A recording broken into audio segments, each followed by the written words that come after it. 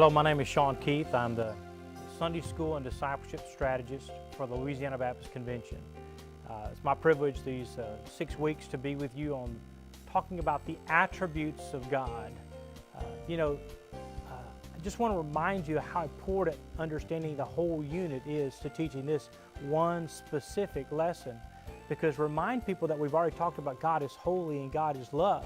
So today when we talk about God is just, you can see that in the window of all of these attributes of God working together. So let's look at our session today, session 3, God is just, and we'll be looking in Ezekiel. I've spent a lot of time over the last several months reading through and studying Ezekiel. It's an amazing book in and of itself, and Ezekiel is an amazing character.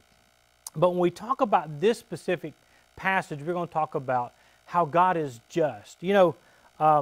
Have you ever heard somebody ask the question, what is fair? It seems to be a word that we use a lot in our society today, and oftentimes it means different things to different people. So what is fair? My oldest daughter and I share an affinity for fairness. We like for things to be fair. I'm upset if I don't think someone's being treated fairly, or I think someone's being unfair with the truth.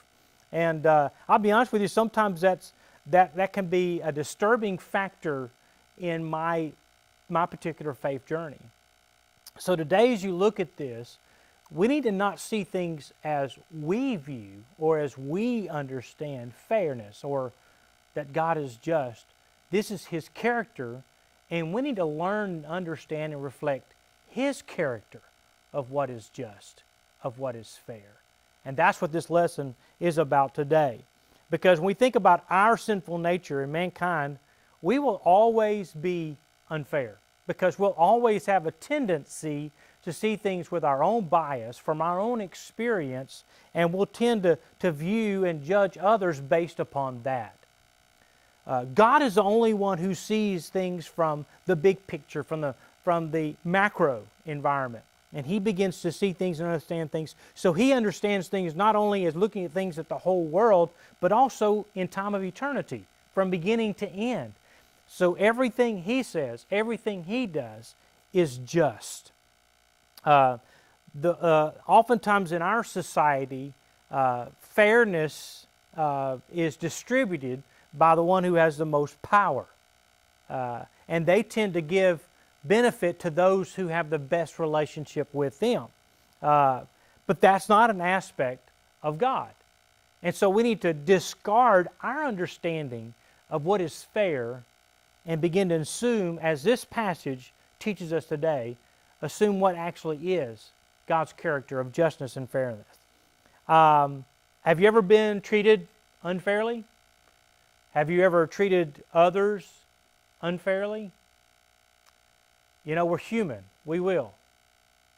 But God has never done that. God will settle everything out.